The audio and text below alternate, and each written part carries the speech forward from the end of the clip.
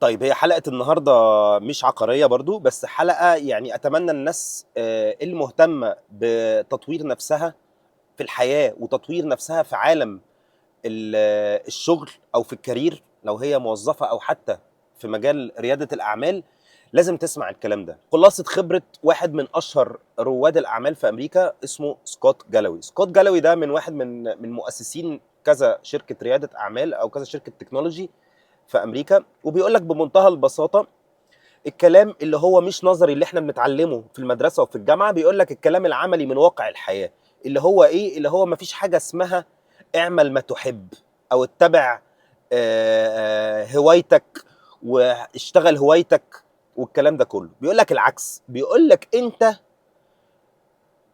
تستثمر نفسك ووقتك وكل حياتك في الحاجه اللي انت شاطر فيها، عشان الحاجه اللي انت شاطر فيها هي دي اللي بعد كده هتخليك بتحبها.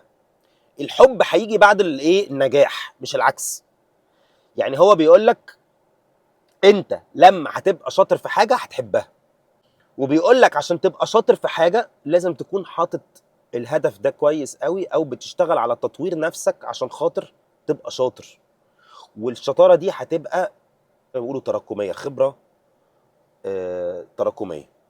شوف الحاجه اللي انت شاطر فيها مش اللي انت بتحبها، وهي دي اللي تشتغلها. ما ينفعش تكون بتحب الكوره وما بتعرفش تلعب كوره، او بتتكلم في الكوره وانت ما بتتفرجش اصلا على ماتشات الكوره، او بتتكلم في المقاولات او في العقارات وانت اصلا ولا فاهم مقاولات ولا فاهم عقارات.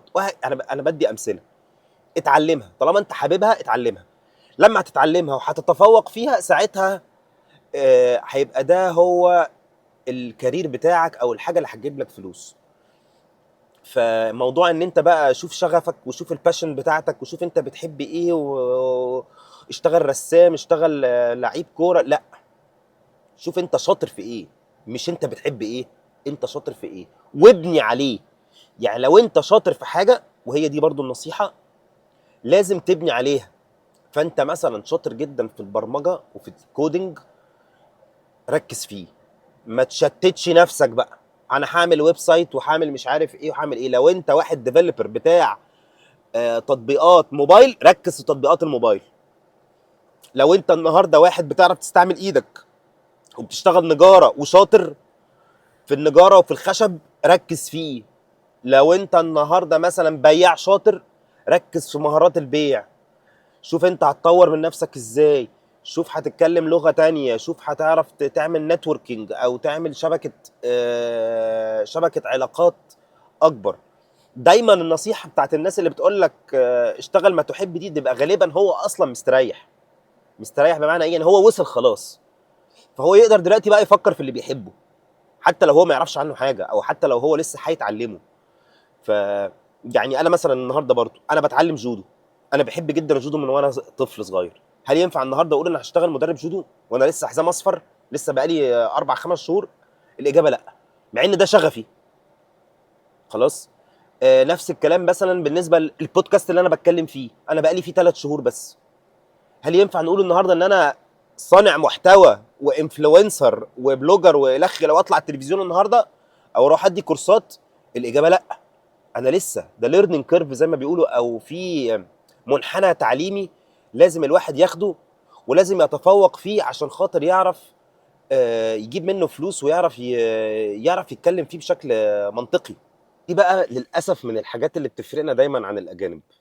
احنا دايما متسربعين ومستعجلين وما عندناش صبر.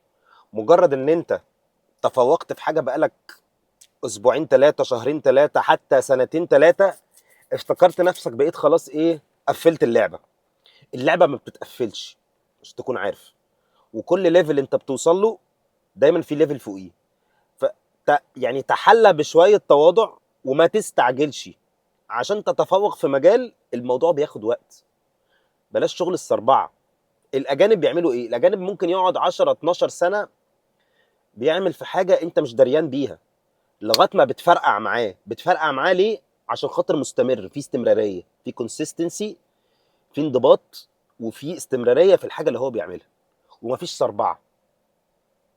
انا لعيب كوره وبقيت متفوق ولعبت في الاهلي او في الزمالك، دي مش نهايه العالم.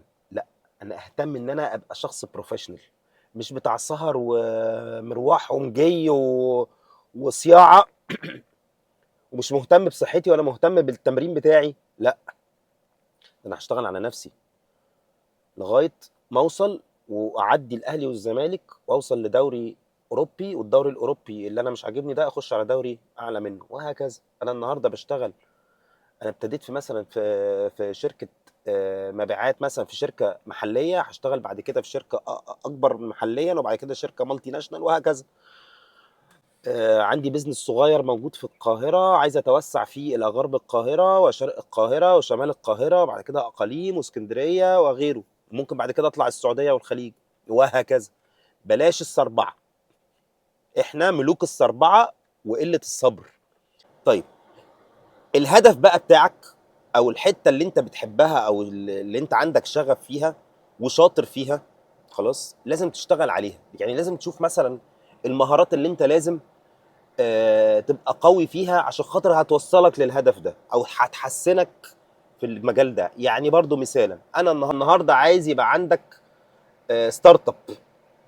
ما ينفعش يبقى عندك شركه ناشئه او ستارت اب وانت ما عندكش اساسيات البيع، اساسيات الفاينانس اللي هو المال، التحليل المالي، ما عندكش اساسيات التسويق، ازاي هعمل منتج، ازاي هعمل له بوزيشننج، او ازاي هبيعه، شخصيه المنتج ايه. ما ينفعش ما اكونش فاهم تسعير المنتج ده، انا هسعره. ما ينفعش اكون فاهم السوق اللي انا هنافس فيه. كل دي حاجات لازم تكون عارفها الاول، فتتعلمها وتفهمها كويس قوي وتبقى شاطر فيها جدا، وبعد كده آه، تكمل. فهو ده اللي هيوصلك لهدفك، اللي هو ايه؟ ان انا اعمل شركه ناشئه شاطره. هو ده، في تسلسل، ولازم بتبني، كله بيبني على بعضه.